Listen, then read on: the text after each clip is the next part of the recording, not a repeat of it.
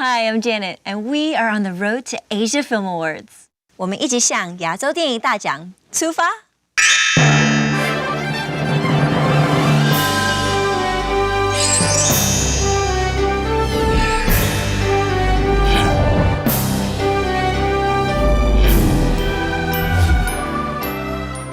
In the recent decade, China has opened up its film market, absorbing capital and talent from outside and undertaking joint filmmaking.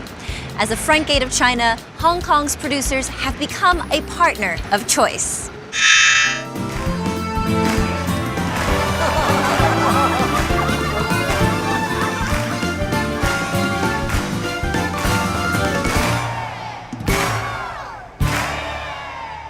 《合拍片就係嚟自 SIPA 喺2004年嘅1月1號落實。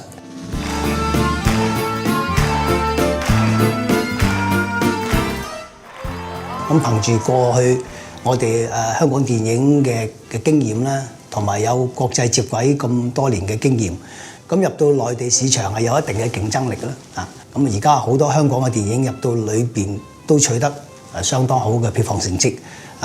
包括好多電影都過咗億元嘅收入。咁因為香港最賣座嘅電影頂多都係幾千萬嘅啫，咁要過億咧就真係要喺內地嘅市場先至可以出現。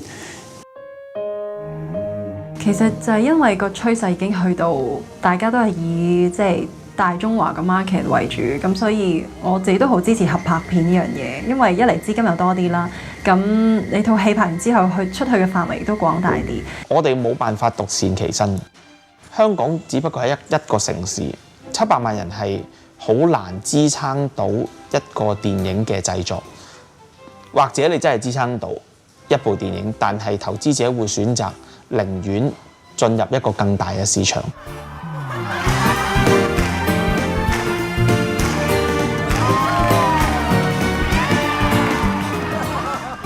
咁就唔好嘅地方，當然因為大家都係朝住合拍片嗰個情況去製作咧，咁就要符合一啲合拍片嘅條例咧。拍鬼片啊、黑社會題材嘅電影啊，或者係色情暴力嘅電影，咁呢啲內地一定係唔通過。其實咧呢個就好因應唔同嘅 case 有唔同嘅情況嘅，即係有陣時就會可以好大掣肘。有陣時你又會覺得咁又過到啊咁樣，咁所以其實可以話係佢冇一個好一定嘅制度，亦都冇一個話好咁樣唔得。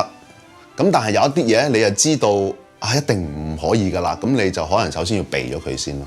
如果你係要爭取喺內地有一個較大嘅發行量或者係比較主流嘅情況嘅時候。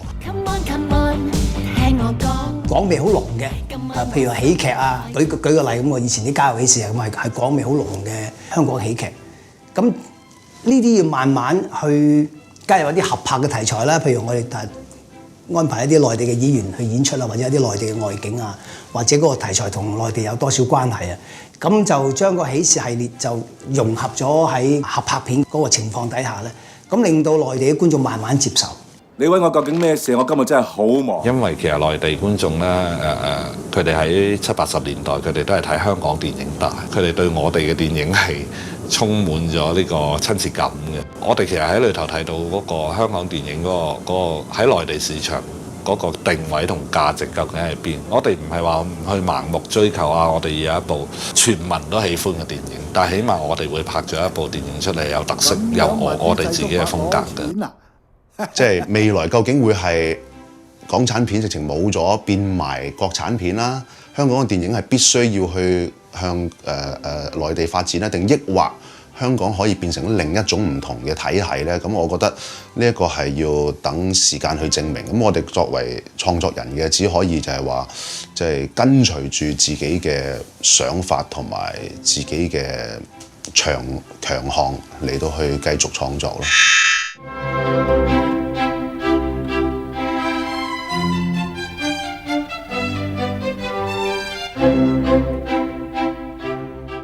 A major factor in the cinema industry is the target market, and the sheer size of China makes it indispensable.